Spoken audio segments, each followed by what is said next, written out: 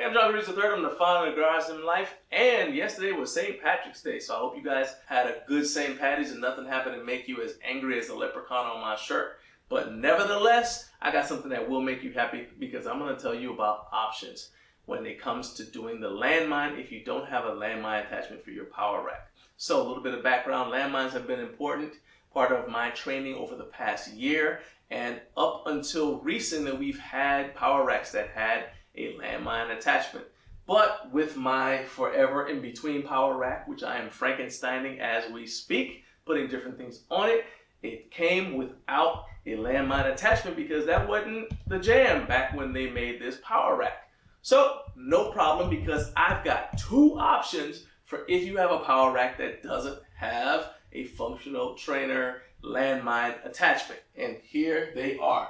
The first one is the Barbell Bomb from AbMat. Now, we did a video that kind of showcased this product back in the spring of last year when we were at Home Gym Con, and we actually did it with AbMat, and that's where we discovered this product. So you can click the link that's going across the top of the video right now if you like to watch that video, which I highly recommend.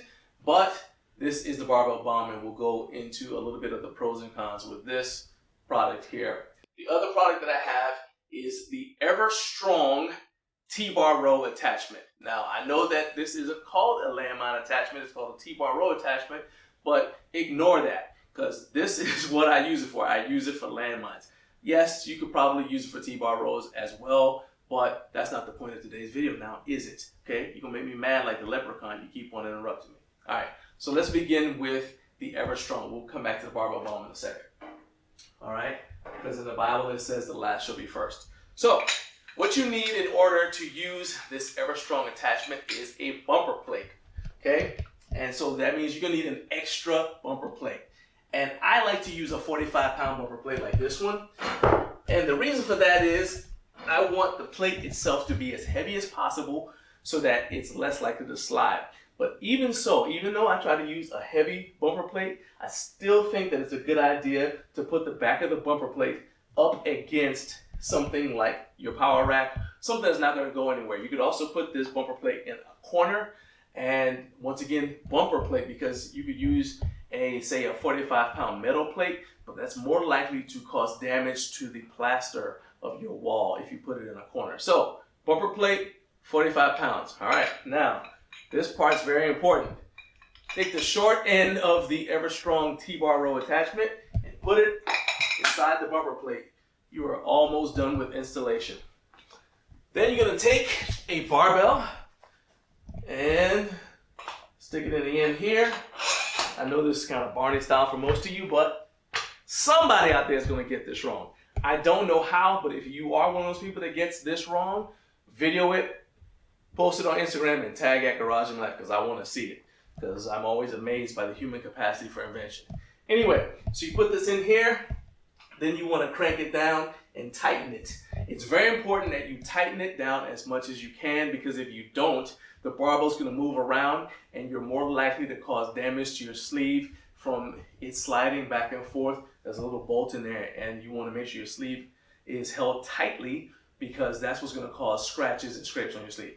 Anyway, from there, all you want to do, you're obviously going to put weights on this side of the barbell, and here you go, you're off to the races.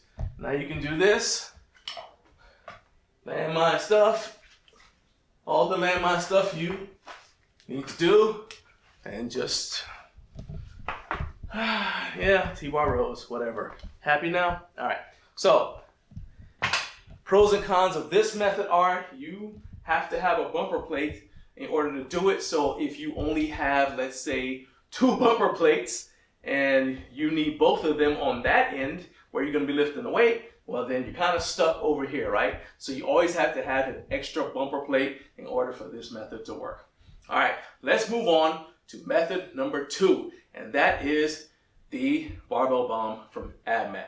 Okay, so first we're going to unscrew this, take this out. And yes, you want to unscrew it all of the way, because again, you don't want to scrape up your barbell sleeve. Take your Barbell Bomb, This one is not going to damage the barbell sleeve, which is already a plus in its favor. You're going to mash it down until it bottoms out. And then you don't need to put it up against anything. You set it on the bare floor. You put your weights once again on this side. And then this depends on friction in order to move. But pros and cons of this method are, if you don't have it, I just discovered this the other night when I was using it, if you don't have it at the correct angle, like let's say it's like this too much, see how it's sliding? So that means that when you are first getting it set up, so let's say you got it here and you're trying to transition to there, if you don't have it at the right angle, anywhere from here to here, it's likely to slide. And so that is one thing that makes it, in my opinion, not as ideal as using a T-bar row attachment that goes inside of a bumper plate.